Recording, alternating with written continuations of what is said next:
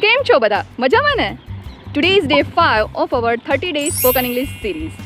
In today's video, I will share 5 easy steps to help you confidently start your English speaking journey. Welcome to ગુજ્જુની પાઠશાળા. તમારે કોઈ પણ વસ્તુ જો start કરવી ને તો સૌથી પહેલાં બે વસ્તુઓ ક્લિયર જોઈએ. First is your why and second is how.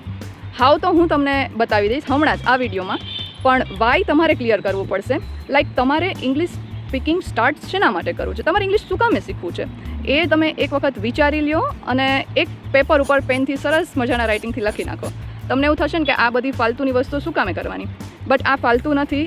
Believe me, આ તમને બહુ હેલ્પ કરશે. તમને જ્યારે પણ લો ફીલ થશે ને કે હાલ નહીં યાર હવે નથી કરવું, ત્યારે તમને આ જ લખેલી વસ્તુઓ વાંચશો ને ત્યારે તમને એક બૂસ્ટ મળશે કે ના હવે તો કરવું જ છે. કારણ કે એ વાય છે મારો.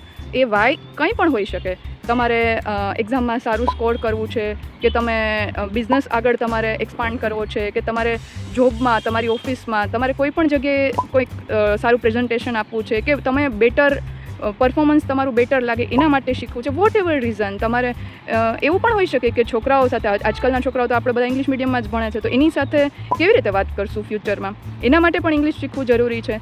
કે પેરેન્ટ્સ ટીચર મિટિંગમાં જઈને કંઈક વાત કરવી હોય તો એ શીખવું જરૂરી છે. ઘણા બધા રીઝન્સ હોઈ શકે. આ તો મેં તમને થોડાક કીધા, આનાથી પણ ઘણા વધારે રીઝન્સ હોઈ શકે.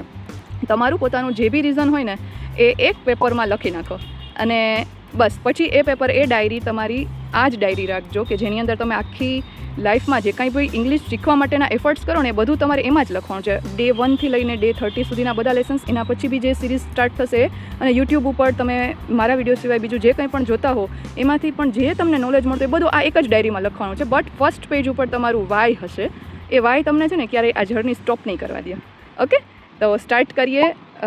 How 5 easy steps. જો અહીંયા સુધીની વાત બરાબર લાગી હોય ને તો એકવાર વિડીયોને સબસ્ક્રાઈબ તો નહીં, વિડીયોને લાઇક કરી દેજો અને ચેનલને સબસ્ક્રાઈબ કરી દેજો. ઓકે, સૌથી પહેલું છે, ફર્સ્ટ સ્ટેપ છે surround your self with English. હવે આનો શું મતલબ થાય? અહીંયા તમે જોઈ શકો છો, આ જો મારી આસપાસમાં બહુ ગ્રીનરી છે. આ ગ્રીનરીથી, જો આ જે ઘર છે ને એ આ ગ્રીનરીથી સરાઉન્ડેડ છે. એની આસપાસમાં આ ગ્રીનરી છે, એટલે એને શું દેખાય? એ લોકો સવારમાં ત્યાંથી ઉઠશે, બહાર નીકળશે ઘરની, એટલે એને અહીંયા જશે ને તો અહીંયા આ ગ્રીન દેખાશે, અહીંયા જશે તો અહીંયા ટ્રી દેખાશે, અહીંયા ટ્રીસ, બધી જગ્યાએ ગ્રીનરી. આખા ઘરની ફરતે જુઓ ગ્રીનરી છે. હવે એનાથી એને શું ફાયદો થશે? એને જે જોઈએ છે એ જ એને દેખાય છે, અને એ ગ્રીનરીના કારણે એ લોકોની હેલ્થ બહુ સરસ થતી જશે ને. સરસ શ્વાસ સારો લેશે. એને જે કંઈ પણ એ લોકોની ઈચ્છા છે કે ભાઈ મારે ગ્રીનરીની વચ્ચે જવું છે, તો એણે શું કર્યું કે ફરતે આખું સરાઉન્ડ કરી લીધું એના હાઉસને. હવે તમારી ઈચ્છા છે કે તમારે ઇંગ્લિશની ફરતે જીવવું છે, ઇંગ્લિશ શીખવું છે, તો ઇંગ્લિશ શીખવા માટે આવી રીતે સરાઉન્ડ કરવાની છે તમારી જાતને. અહીંયા આ બાજુ મીન્સ કે તમે તમારો કોઈ ઇન્ટરેસ્ટનો સબ્જેક્ટ વિશે કંઈ પણ સર્ચ કરો છો. ફોર એક્ઝામ્પલ તમને કાર્સનો શોખ છે, તો કાર વિશે તમે યુટ્યુબ પર કંઈ બી સર્ચ કરો છો તો ઇંગ્લિશમાં કરો, ગુજરાતીમાં નહીં કરવાનું કે હિન્દીમાં નહીં કરવાનું. એ ઇંગ્લિશમાં પણ ઇન્ફોર્મેશન અવેલેબલ હોય છે. એના પછી તમે આ બાજુ જાઓ, એનો મતલબ થાય છે કે તમે ગૂગલમાં કોઈ લખેલી વસ્તુ, એટલે કે બ્લોગ્સ રીડ કરો છો, કોઈ વેબસાઇટ ઉપર જઈને કંઈ બી વસ્તુઓ જુઓ છો, કંઈ પણ કરો છો, તો એ ટોટલી ઇંગ્લિશમાં હોય એ જુઓ. તમારી આ બાજુ જાઓ તો અહીંયા બધા ફ્રેન્ડ્સ છે. એ બધા ફ્રેન્ડ્સ પણ તમે એવા બનાવો, એવું સર્કલ બનાવો કે જે ઇંગ્લિશમાં બોલતા હોય. હવે એવું એવરી ટાઈમ પોસિબલ ન થાય, આપણી પાસે પાર્ટનર્સ નથી હોતા, પણ જે ફ્રેન્ડ્સ છે ને અત્યારે આપણા, જે એ બધાને પણ થોડાક, આપણે જો કંઈક નવું શીખીએ છીએ તો એ બધાને પણ નવું શીખડાવીએ, રાઈટ? એને પણ કહીએ કે ચાલો ઇંગ્લિશ સ્પીકિંગનું સ્ટાર્ટ કરો, તમે નવું શીખો તો લાઈફમાં એ પણ આગળ વધશે. અને ઇંગ્લિશ છે ને આજકાલ તો બધા સાધુ મહાત્માઓ કોઈ પણ ધર્મના તમે લઈ લો, એ પણ ઇંગ્લિશમાં એમનું પ્રવચન આપે છે, કારણ કે એમને યુથ સાથે કનેક્ટ થવું છે. તો એ લોકો જો ચેન્જ થઈ શકે તો આપણે તો થઈ જ શકીએ ને. એ લોકો તો આખું સંસાર મૂકીને બેઠા છે, એ પણ ચેન્જ થાય છે, તો આપણે તો આ જ સંસારમાં રહેવાનું છે. તો વી હેવ ટુ ચેન્જ. તો આ ચેન્જ, અને પાછો સારો ચેન્જ છે ને, તો એ કરવાનો. ફ્રેન્ડ્સને પણ કહેવાનું, રિલેટિવ્સને બી કહેવાનું. ધીમે ધીમે સર્કલ બનશે, રાઈટ? એક આખી કમ્યુનિટી જ ડેવલપ થઈ જશે. પછી આપણને ઇંગ્લિશ બોલવામાં બહુ વધારે મજા આવશે. આ બાજુ તમે જુઓ તો તમારે કંઈ પણ, કોઈ પણ વસ્તુઓ માટે તમારે પોતાને પણ બોલવું પડશે ઇંગ્લિશ. નાના વર્ડ્સથી સ્ટાર્ટ કરો. કોઈ પણ વસ્તુઓ છે, આજે સીધું તો આપણે કંઈ ગિરનાર ચડી ના શકીએ ને. જુનાગઢમાં ગિરનાર છે તો બધાને ખબર જ હશે. તો પહેલું સ્ટેપ ચડવાનું હોય, પછી તમે ધીરે ધીરે ઉપર પહોંચી શકો ને. અને પહોંચી જ જાઓ, એવું થાય જ નહીં કે તમે ન પહોંચી શકો, પણ પહેલું સ્ટેપ તો લઈ લો. ઓકે, સો ચાલો બીજો પોઈન્ટ આપણે જોઈ લઈએ. સ્ટેપ 2 અહીંયાથી જ સ્ટાર્ટ થાય છે કે સ્પીકિંગ. મેં તમને કહી તો દીધું કે તમારે થોડું બોલવાનું, પણ કેવી રીતે બોલવાનું? સ્ટેપ 2 માટે તમારે સ્પીકિંગ કરવાનું છે. કેવી રીતે? લાઈક મને અત્યારે અહીંયા આ જે કાંઈ પણ મારી સામે દેખાય છે ને, હું શું બોલીશ? જો there is a building is very high, this is the sky, some birds are flying there. આવું જ બસ બધું બોલવાનું જે આપણને દેખાય છે. This is a mango tree, this is a banyan tree, this is a neem tree, the car is moving, the boy is crossing the road. એવું બોલવાનું. અને જો આટલું મોટું ન ફાવતું હોય ને તો સાવ સિમ્પલ તમે પોતે જે કરતા હોય ને, લાઈક હું અત્યારે બોલું છું તો હું બોલીશ આઈ એમ સ્પીકિંગ. હું અત્યારે વિડીયો શૂટ કરું છું તો હું એમ બોલીશ આઈ એમ શૂટિંગ ધ વિડીયો. નાનું ફાવે તો નાનું, મોટું ફાવે તો મોટું, જે ફાવે એ પણ બોલવાનું. ખાલી મગજમાં વિચારવાનું નથી. અને લોકો છે ને આસપાસના એ એમ ગણશે કે તમે ગાંડા થઈ ગયા છો, એવું ગણશે. ઇટ્સ ઓકે, ગણવા દેવાનું. એમની વિશે બહુ વિચારવું નહીં, જાજુ નહીં વિચારવાનું.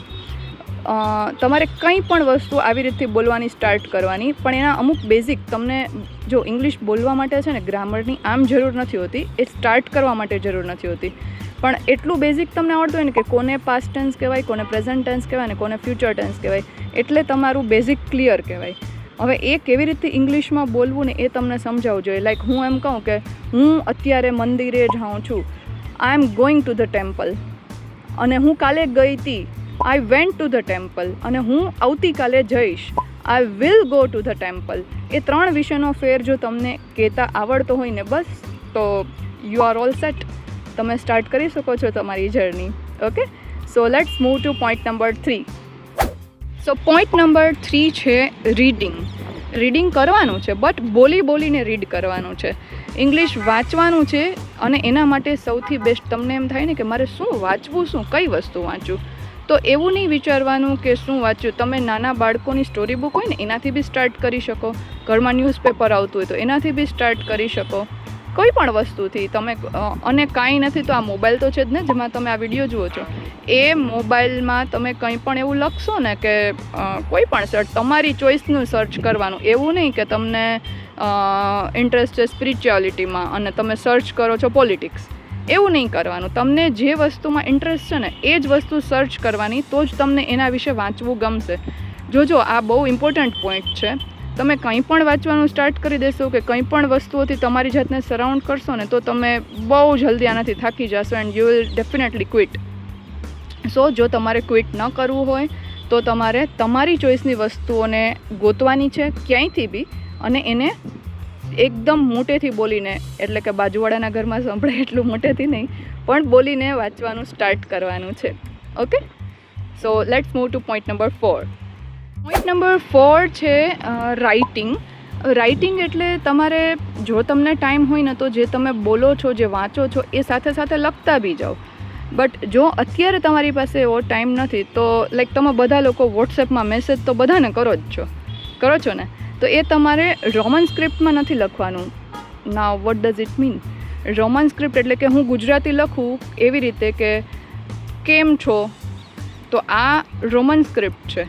એની બદલે હું લખી શકું how are you. Okay, how are you એવું પણ લખી શકાય. I am going to the market, કાંઈ પણ, કે I cook pasta today, I cook or I cooked.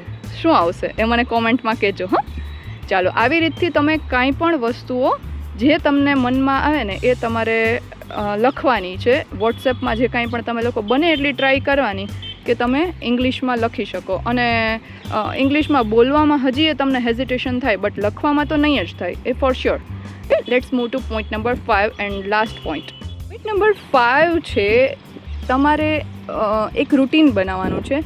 Like make a schedule કે તમે 30 ડેઝ સુધી ડેઇલી એક ફિક્સ ટાઈમે એક વિડીયો બનાવશો. એ વિડીયો ચાહે 2 મિનિટનો બને, 5 મિનિટનો બને કે 10 મિનિટનો બને. ગ્રેજ્યુઅલી તમે એનું ડ્યુરેશન વધારતા જજો, but start with 2 minutes only. Okay, A video જે તમે બનાવો ને એ ઇંગ્લિશમાં તમારે બોલવાનું છે. વિડીયો કોઈને બતાવવાનો નથી, કોઈ સોશિયલ મીડિયા ઉપર તમારે પોસ્ટ કરવાનો નથી. એ વિડીયો જસ્ટ તમારા પોતાના માટે છે કે હા, મેં આજે આટલું કામ કર્યું અને મારી આટલી ફ્લુઅન્સી અહીંયા સુધી આ મારું લેવલ છે, હું અહીંયા પહોંચ્યો કે પહોંચી. ઓકે, તો એના માટે તમારે કેમેરો લ્યો, મિરર સામે બોલવું હોય તો મિરર સામે બોલો, બટ ડેઇલી તમારે જે કાંઈ પણ બોલવાનું મન થાય ને એ રેકોર્ડ કરવાનું છે. તમે કાંઈ પણ બોલી શકો, જે તમને મનમાં આવે ને એ તમારે બોલવાનું, બટ ઇંગ્લિશમાં બોલવાનું છે. Like there are white flowers, કાંઈ પણ બોલો, ધીસ ધેટ ધોસ કરીને તમને જે ખોટું બોલો, સાચું બોલો, whatever, but speak up guys, speak up. તમારા માઉથ મસલ્સને ટ્રેન કરવાના છે. કોઈ પણ લેંગ્વેજ હોય ને એને બોલવા માટે એના ડિફરન્ટ એક્સેન્ટ્સ હોય છે, એની લેંગ્વેજની પોતાની એક મજા છે. એ બોલવા માટે છે ને માઉથ મસલ્સ ટ્રેન થયેલા હોવા જોઈએ. સડનલી આપણે કોઈ પણ લેંગ્વેજ સ્ટાર્ટ કરીએ ને તો આપણા માઉથ મસલ્સ જ ટ્રેન થયેલા ના હોય. લાઈક ગુજરાતી આપણે ગમે એમ તમે આમ ઊંઘમાંથી ઉઠાડીને પૂછશો ને એટલે આપણે ગમે તે વસ્તુઓ બોલી દઈશું, જેમ મનમાં આવે એમ બોલી દઈશું. પણ ઇંગ્લિશ બોલવા માટે બહુ વિચારીને બોલવું પડશે. શું કામે? કારણ કે પહેલાં તો આપણે બોલવું શું એ વિચારીએ છીએ, પછી એનું ટ્રાન્સલેશન કરીએ છીએ, પછી આપણા માઉથ મસલ્સ બી ટ્રેન થયેલા નથી. લાઈક માઇન્ડમાં તો સેન્ટેન્સ બની ગયું છે પણ બોલતી વખતે થોડુંક અટકી જવાય છે, રાઈટ? તો એ ના થાય, એ ફમ્બલિંગ થશે જ. ન થાય એટલે આપણે અત્યારે ન થાય, ભવિષ્યમાં આપણે એમાંથી આગળ થતાં ઇમ્પ્રૂવ થતા જશું. પણ અત્યારે તો ફમ્બલ થોડું થશે. એ ગુજરાતીમાં બી થતું જ હોય આપણને. એવું ન હોય કે આપણે ગુજરાતી બી સાવ પરફેક્ટ આપણે ન બોલતા હોય, ક્યારેક કંઈક ખોટું બોલાઈ જતું હોય, રાઈટ? તો એના માટે તમારે સ્ટાર્ટ કરવાનું છે ઇંગ્લિશ સ્પીકિંગ. અને એ તમે કંઈ પણ આ એક રૂટીન જો તમને એવું લાગતું હોય કે આજે મેં 5 પોઈન્ટ્સ તમારી સાથે ડિસ્કસ કર્યા એ બરાબર છે, તો કોમેન્ટમાં લખી દો કે yes, I will start my journey from tomorrow morning. તમે જ્યારથી જોતા હોય ત્યારથી બીજા દિવસના મોર્નિંગથી. શું કામે બીજો દિવસ કીધું, શું કામે આજે ન કીધું? કારણ કે આજે તમારે પહેલું કામ કરવાનું છે, તમારા વાય ઉપર વિચાર કરવાનો છે કે તમારે શેના માટે સ્ટાર્ટ કરવાનું છે. આજનો એક દિવસ એમાં કાઢી નાખો અને કાલથી આ જર્ની સ્ટાર્ટ કરજો. આ વિડીયોને સેવ કરી લ્યો અને જો અહીંયા સુધી તમે પહોંચી જ ગયા હોય તો ચેનલને સબસ્ક્રાઈબ કરી લેજો. Thank you for watching. હું તમને મળીશ નવા વિડીયોમાં. Bye bye.